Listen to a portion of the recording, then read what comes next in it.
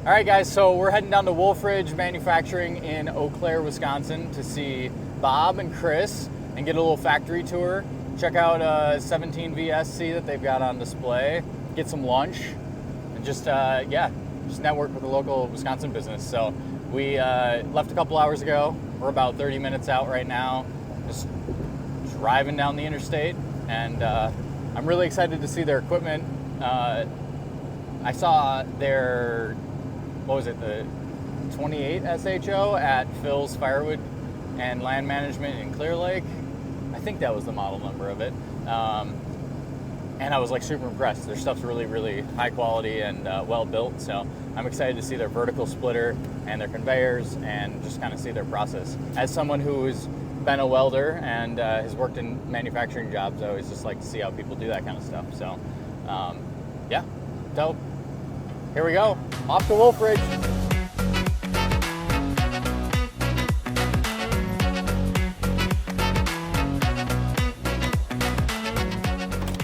Hello.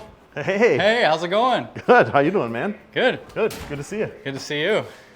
This is Wolfe. Yes. Welcome. So this is where the magic happens. Yes. And you're kind of starting at the end here. No, this is like the end of the process. So we can go further to the back and we can start with the beginning of the process. But this is where final assembly happens with all the log splitters, and then firewood conveyors would be on the other side of this. But let's take a walk to the back and we'll start at the beginning.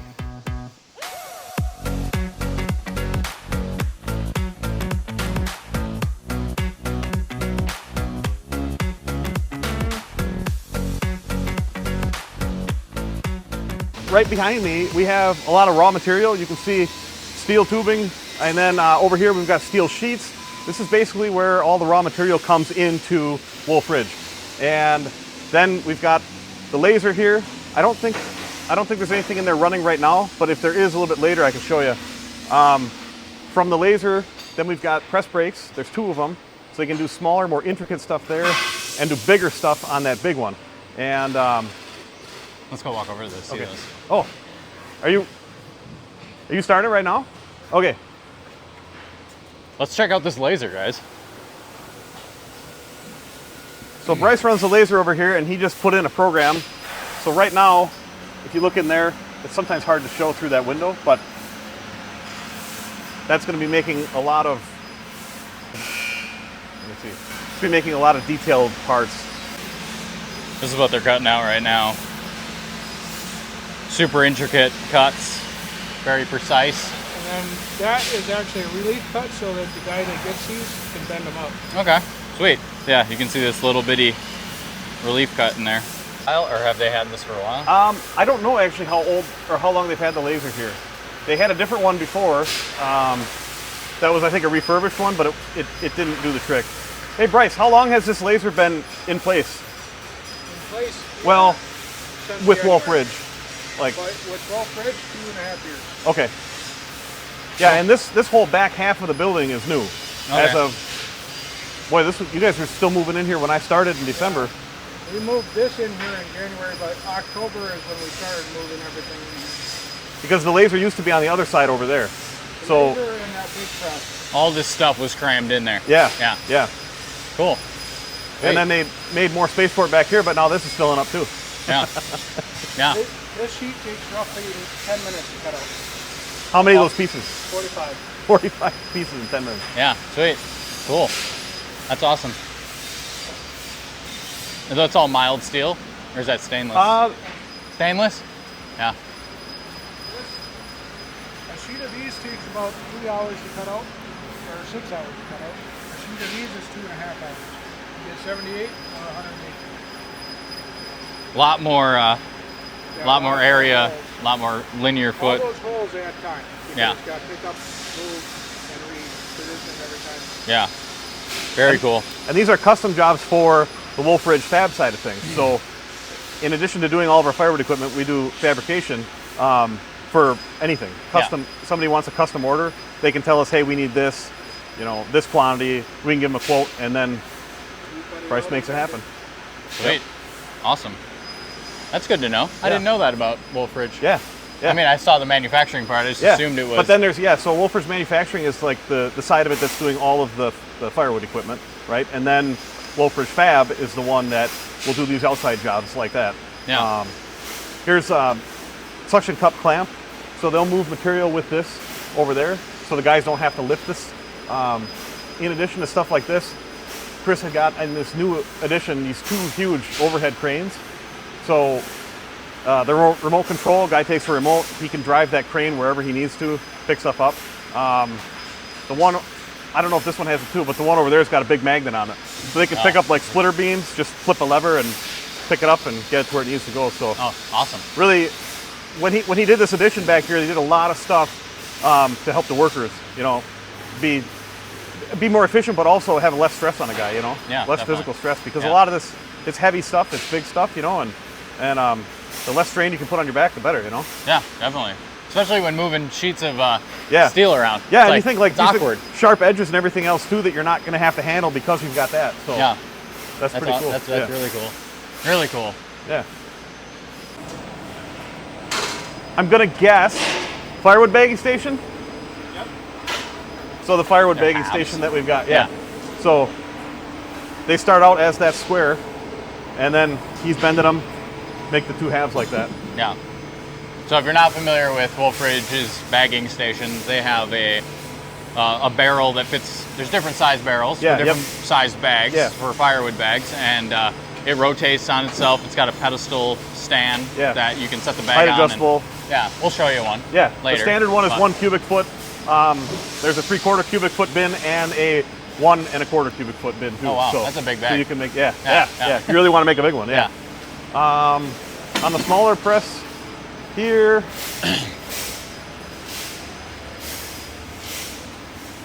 I'm not sure what it's for, but he's making what are these? 2 bends in each one. Pan brackets. Okay. For the pans, and it's kind of a handle / what it sits on. Okay. Kind of cool. Yeah, sweet. I didn't realize that those were halves. I didn't know how you guys made them. When I saw them online, I was like, are they out of quarters? Are they halves? Yeah, and you could do, we don't have a roller, but you could get a roller, and then do the stuff all around like that. Yeah. But if you don't have a roller, then that works too. well, and it kind of looks too. We were talking about it, like it looks more aggressive and like than just a pipe. Yeah, same with our fire pits. Like the fire pits that we just came out with, we could have done, if that was round, but everybody else got a round one already. So we did that same kind of. No, Kevin put that when he was engineering it. Yeah.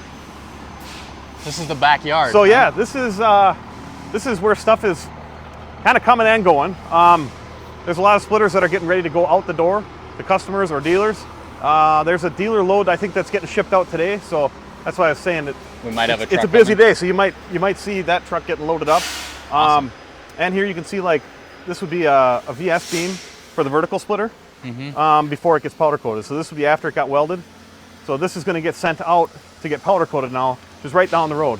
And Wolfe Ridge, made in USA. You can see it's steel, made in USA. Yeah. And you use a manufacturing partner that works with you for powder coating? Yeah, yeah, it's the same place that Chris has been using forever. And cool. So as he's grown, they've grown too. Yeah. And in fact, at one point, he was renting out a small spot of their powder coating shop to do this business. Oh, and sweet. Yeah. So they're buddies. Yeah, it's kind of cool. Yeah, that's awesome. But yeah, like you can see, so this tube would come in and get cut, and then this plate, all that stuff, that gets cut on the laser.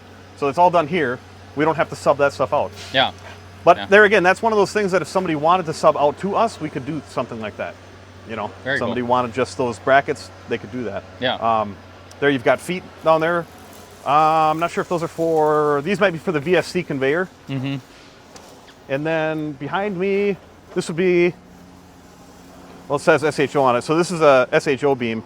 And I can show you guys later too, but our splitter beams for the horizontals, they're not I-beam. Like this is all made here. So this starts as flat pieces of steel. Yeah. Flat piece of steel, flat piece of steel, flat, flat. And it gets fabricated and welded on a jig back there. So these are always the same. Like this width is always the same. This height is always the same. We have control over all of those details that they didn't before. When they were first building them on I-beams are structural material, and there's a lot of tolerance. Yeah. Yeah. Because it's going for in buildings. Exactly. Yeah. It's like exactly. if it's a quarter inch off, it doesn't matter. So they would Yeah. have to try to keep stuff within spec, and then they'd have to kind of cull some of the I-beams and use them for shelving or whatever, Yeah. you know, that they Yeah. couldn't use machine. But That's interesting. yeah, and this made it so that using like those new bronze self-lube slides, like the tolerance can be tighter and less wear on everything too. So Yeah, yeah. And I assume it's so much less of a headache with Yeah. being like, oh wow, our new shipment of I-beams came in and we have to change a Yeah. bunch of stuff on this machine. And I talked with Chris about it. You know, he said that it's actually more expensive to build them this way, but it's better for everybody in the long run. So Yeah, definitely. Yeah. Yeah. Gives you an exact finished product. yeah, The number one thing in manufacturing, right? Right, It's like make yeah. the same thing exactly Well, the same way over and over and that's a again. big part of it too. With manufacturing, you know, I suppose it goes with anything in life. It's not just manufacturing. If you start out with a framework that is not quite up to spec, as you build the house, it's a 16th finish off at the bottom. All right, what's it going to be at the top? Yeah, so exactly. Start Yeah. with the best that you can do, you know, Yeah, yeah. and you'll end up with the best that you can get. So Definitely. This is cool to see. Like this is like Yeah. the chassis. yeah, so this of is a the- super high output. So let's go. I'll find you one. Okay. There's a couple back here. Okay. So if we look at this beam, that's going to be the beam that is on. It would be the same on a high output or a super high output. Okay. The frame would be the same. So it'd be one of these guys right here. So this is that whole beam part that's Okay. laying on the ground over there before it gets powder coated. And then it gets bolted onto. No, it's this? welded to the frame. Oh, okay. Yep, it's all welded. So it gets welded, and then this whole thing gets powder coated as a unit. yes, Okay, exactly. Gotcha. Yep. What's the differentiating factor between tire size? Okay, I've been noticing that. Yeah, so the HOs and the SHOs have a taller tire, highway radial. These ones you can pull 70, 80 miles an hour. When you're on one of our regular horizontals, from a 17 RS all the way to a 35C, you're going to end up with these smaller tires. These ones we recommend to pull about 45 miles an hour. Yeah, they're for around the wood yard yep, and like exactly. maybe to your neighbor's place. Exactly. Yeah. Yep.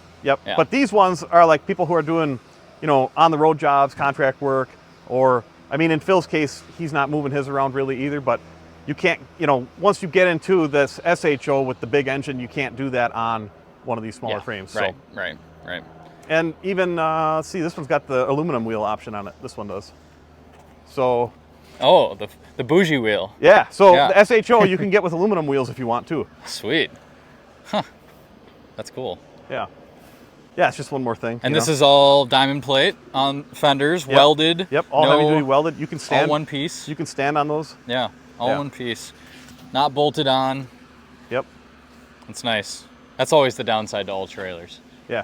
is these fenders. Yeah. On car trailers, on equipment trailers, it seems like it's like Yeah. the, they always the get companies beat are up. like, let's build this super awesome trailer and then just put the dinkiest little fenders on it. So Yep. that's cool. And you guys make those in house then, obviously. Yeah. Yep. That stuff's all. That Yeah. stuff's all. I think the diamond plate itself is outsourced. Yeah, you know, right, but then right. formed and welded and everything here. Yeah. And high outputs get the aluminum sorting table. This is just as strong as the steel one, but it's less weight. So this it gives less weight at the back of the machine and more tongue weight up front. When you're pulling it down the road. Yep. Yeah, that makes sense. Exactly. Especially with the fact that it's going to have bigger tires and Yep. it's going to be hauling further. Yeah. Exactly.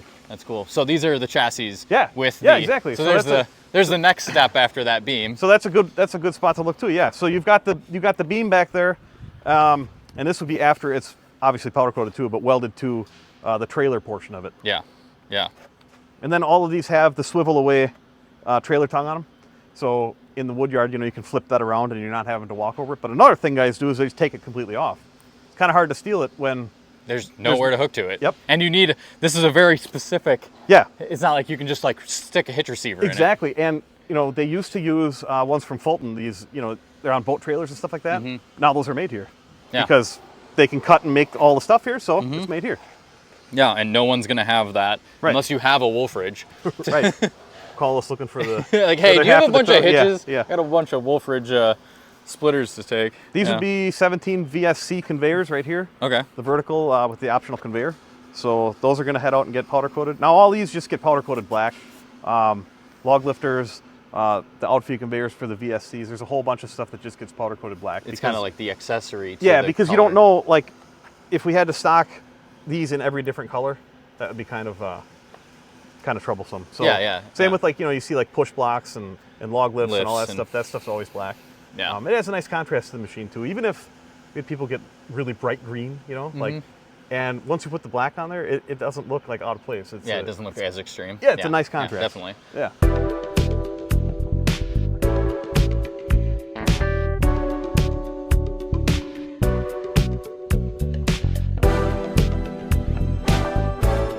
Here would be, this is great too that we can compare both of them right here. Okay. 17 VS, 17 VSC. So obviously the biggest difference when you look at them is the conveyor, you know, when you first look at it. But the VSC has bigger engine, bigger pump. Because of the conveyor? Well, is it the it's a little bit of demand everything. So the pump that we're using on the VS could have powered the conveyor, but it would have stolen power from the splitter then to do that.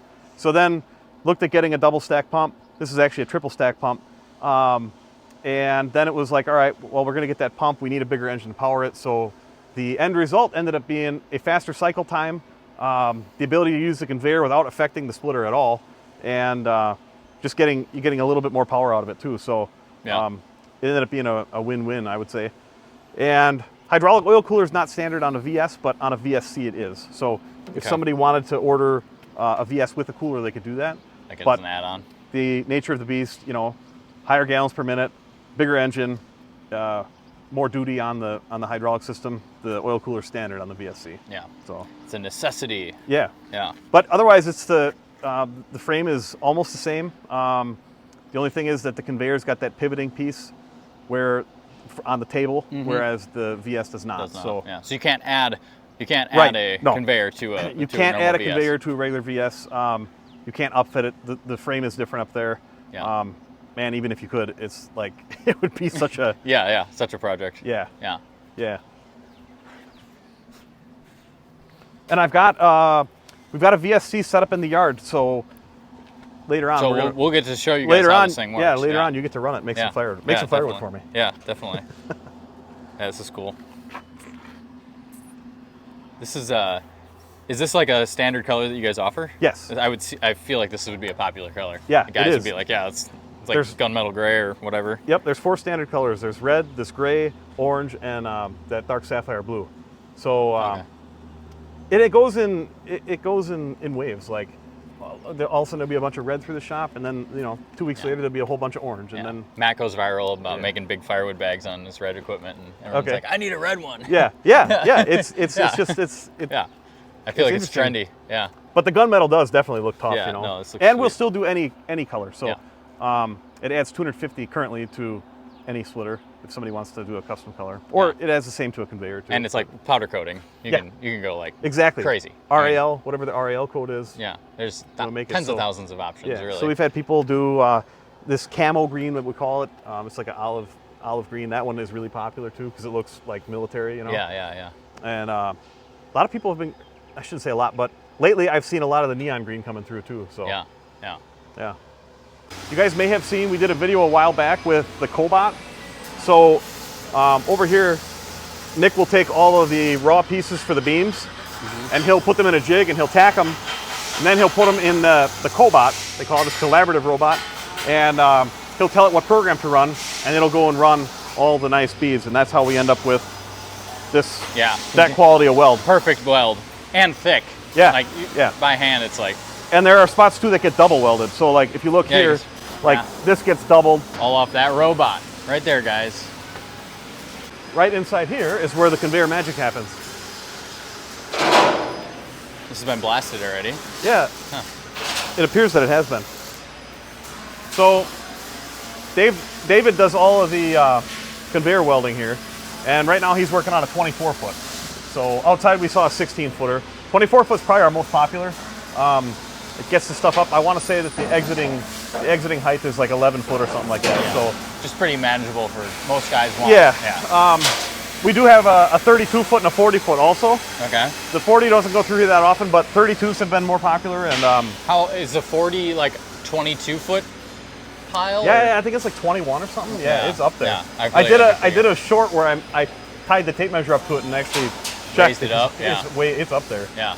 It's a big pile. But then the frames have swiveling wheels on them, so then you can kind of slew it around your yard, around the IBC totes and stuff like that. Yeah, I saw that at Phil's. Yeah. So that allows you to kind of work in a circle pattern Yeah. and build a wood pile kind of working around your station. Yeah. Yeah. We'll get up close and see what he's doing. Hey, can we get up close? Was this one already blasted or something? Yeah, so what happened was They're filming too. I didn't make any chains recently, Okay. so they need one for shipment tomorrow. Okay. So I was going to build a whole new one for tomorrow, but it's quicker just to grab this one, bring it back, Gotcha. Okay. and build some chains. So Okay. I'm about to start building some chains. And then this one's going to go out and get powder coated. Yeah, this Basically, you're using it as a jig to build the chain. one, yeah, because Okay. if I didn't have anything to build the chain in, it wouldn't be right. Gotcha. Makes sense. It's faster just to bring this one back. And Yeah. it'll be Yeah. good. Cool. Awesome. And then all the chain paddles, those get welded onto the chain, right? Yep, these are the chain paddles. That's how I get the chains good. David, that doesn't look like fun. No, I don't like having to take them out of there. They're big and heavy. Like so. And then I'll put it on there, tack it in there. So that'll get welded. Yep, on the outside and on the back side. That way they don't come off. And Is this conveyor, chain- this is the bottom and that's the top? Or is that the top? That's the bottom. Oh, that's the and bottom. This is the top. Okay. So it's got the funnel. Oh yeah, for I see the belt, funnel, yeah. Yep. And then this is the outreach. Yeah. And so these are here to grab add a little bit of Yep. tooth to it to grab it. Just a little bit more to Grab the hold firewood. with Yeah. stump. Yeah. Cool. And you can see the chain, like, the chain doesn't wear out. Like, it doesn't. Yeah. Yeah. It's like It's a pretty slow moving, I don't want to say it's slow moving, but I mean, for the size of the chain, Yeah. you know, it's not really Yeah. a lot of work for the chain to do its job. Yeah, so. it's not like a manure spreader that's just like ripping. I Those don't things know about no, manure those spreaders, move fast. Okay. Yeah. Manure spreader chain does. That's right. what that reminds me of. Okay. Yeah. And they wear out. Yeah. So, yeah. Probably not fun to change either. No. Right here is a 17 VS bottom frame. Okay. So you can see that's got the pallet fork pockets on it. And that bottom frame, here, come over here. Do they all have pockets for forks? Just the vertical. Okay. The other ones you can pick up. So this was a flat piece of steel. And now you can see that it's not a flat piece of steel anymore. Yeah. So this got cut in the laser and then it went into the press brake. And these ones, there's two guys that kind of help it do its thing because it's a heavy piece. Yeah. But the ability to do that eliminated the need to have like square stock and all the other stuff on there. So here we've got aluminum tanks and the steel tanks actually right there too. So Yeah. even our hydraulic oil tanks, it's all made here. So they used to be outsourced. Now with the ability to do the cutting and the bending and the welding, Yeah. that stuff's all done here. Which again, I just like working here. I think it's awesome because it's more to keep in house. It's more to keep everybody busy and Keep your we quality have- up. Yeah, we have complete control over the quality of it. Yeah. You know, there's Yeah. no, you get a run of stuff from another supplier and oh, there's something done wrong. Well, you know how that is. Yeah, you're trying definitely. to fix something. It takes months. So Yeah. And you're trying to explain it to them on why it doesn't work. yeah. And here we've yeah, got it's all song all and that dance. Yeah. all that control. So the guy that was working on that VS frame, he actually does all the aluminum welding right here. So Okay. all of those tank parts will come here, and then he'll weld the aluminum tanks. And here's the finished product. Finished tank. Yep. So after that's all done and welded, then they'll cap it all off and they'll pressure test it. Give it a leak down test, make sure it doesn't lose any air, because if it doesn't lose any air, it won't lose any fluid. Yep. So every one of them gets tested. Sweet. And yeah, then we can sneak back through here for the final assembly area. He's building an SHO right here. I can tell it's an SHO because it's got the V-twin engine on it. That's not an option on the HOs. Otherwise, the HO frame would be the same. Okay. And then Dave's got a VSC over here that he's building. So this is the conveyor model. Conveyor's not on it yet, but Yep. you can see there, and they've got these hoists to raise and lower stuff, keep it at working height. You can see a couple cranes. Like I was saying, you know, Chris has put a lot in place here to make it so it's easier on the employees, user. and Yeah. it's pretty cool. Yeah. Like, it's really cool. Well, he did all this stuff in his garage for years. Yeah, I'm sure he knows all the pinch points of being like, it sucks to do Yeah, this part. yeah, Or, yeah, it's- exactly. And It's hard to do this by yourself. and he's still, you know, Yeah. he still puts a lot into everything here. It's awesome. Yeah. Yeah. So then after the stuff's done over here, then it'll come over this way, and then quality control. They'll do all the testing on it, check pressures, check for leaks, any of that stuff.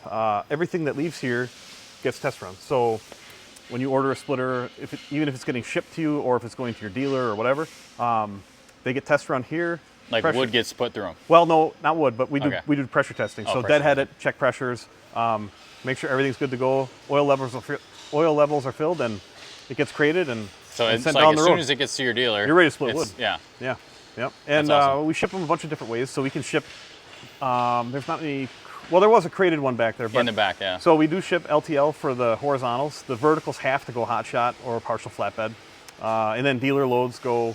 We'll send 12 at a time to a dealer. So they'll. So yeah, now we got six dealers with 10 locations total. So All over the country. yeah, Yeah. So if you're looking for a yeah, Wolfe Ridge splitter, Yeah. there's most likely someone within a few hundred miles of your. yeah. You're starting to get a There's dealer a couple. network in. There's a couple of spots that we don't have covered yet that we want to, but Yeah. we're working on that. Yeah, for sure.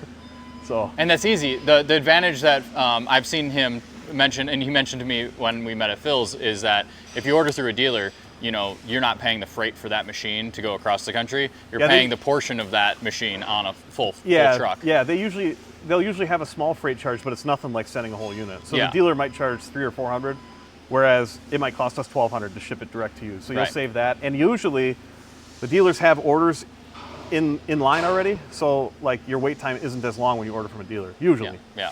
So Yeah. And they just fill a semi and Yep. send it off to them. Yep, So exactly. it's kind of a cool way to save a little bit of money. Yeah. So compact commercials, high outputs, super high outputs you can get with an extended stroke. Normally they're 24-inch stroke. Well, this customer ordered 36. So So it's super long. look at that. Yeah. So you can put a 3-foot long piece of firewood on this. As a result, the machine gets stretched because You need weight off the. well, you need more. You need a longer cylinder and you need the longer split chamber. Yeah. So Yeah. this thing is big. Yeah. What would be the customers? I guess Did you speak to wood them, boilers? or- It would have wood to boilers? be. Yeah. This one I did not. Yeah, it's like a 3-foot log. It must have to be a big wood boiler. Yeah. And a lot of that stuff is. I've noticed that. Well, speaking of big wood boilers. Yeah. I mean, I definitely would love 3-foot Yeah. splits on it. You don't want to pick them up. No, Put I 'em don't in- want to pick them up. Yeah. But that's what But the even then, equipment's for. yeah, I mean that's why you're splitting them, I guess, and you're Yeah. getting them into this big a chunk. Yeah. I could see how if you were getting pulp sticks off of a truck, a semi truck, Yeah. that are You know, 10, if you've 12 ever looked inches. in Europe, I don't know where they do it, but they'll cut the logs, they'll split them, just 3 foot long, and then they'll make, I think they call it billets, these big bundles. They look like hay bales, full of those. They sit and they dry. Then they cut them again, In half? like 3. Yeah, Oh yeah, because they do foot. Yeah, so- almost all of Europe's like 12-inch yeah, firewood. yeah. So they'll Yeah. do But I feel like I don't know. I'm not trying to throw shade at anybody. I just don't understand the multiple times. Yeah, why? Yeah. Well, and Yeah. I've seen like they'll have these like chopper units. They have like a rotating drum in them, so they'll take those 3-foot sections and throw them in there and chop, get Yeah. those 3 pieces out. But like Yeah. it's a lot of. I feel like a lot of extra handling. Definitely. This is wild. Yeah. Yeah. So it's not often that we see 30-inch stroke. Some people get that one. 36, we really don't see that often. And most of it's 24. Yeah. All the standard horizontals are 24-inch. Yeah. The vertical is 20, Okay. and you can get an optional 24-inch on the vertical, but that's not that common either. Yeah. Yeah. But yeah, so these ones are just going through like the final quality check, and then they'll either get put out back for when the semi comes to pick up dealer load, or they'll get crated and Shipped sent off. down the road that way. Sweet. Yeah. So these are some assembled conveyors Yeah. for the VS. Yep, that would be the VSC conveyors.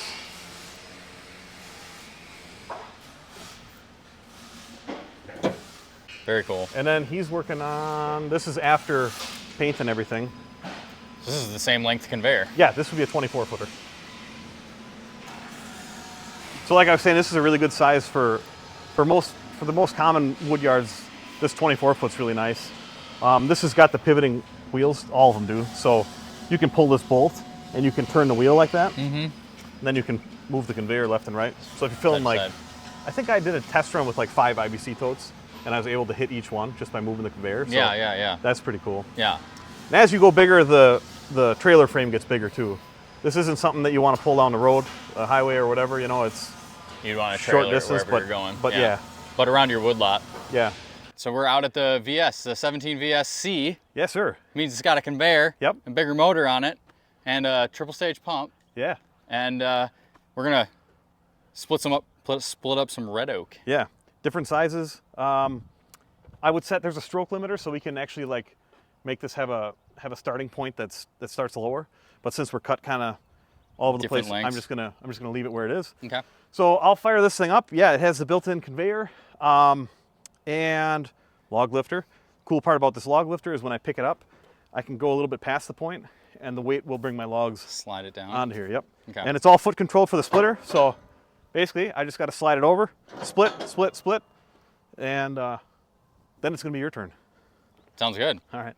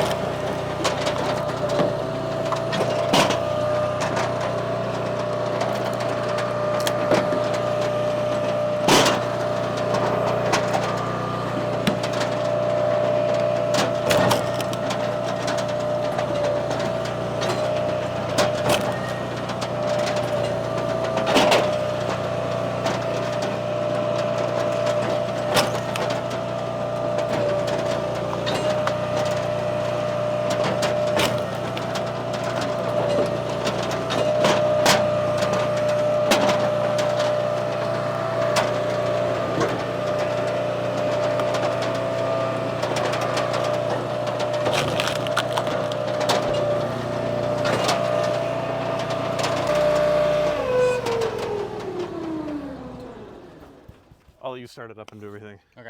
I just want to tell you a couple things. Okay. When you, and you can keep this recorded or whatever too.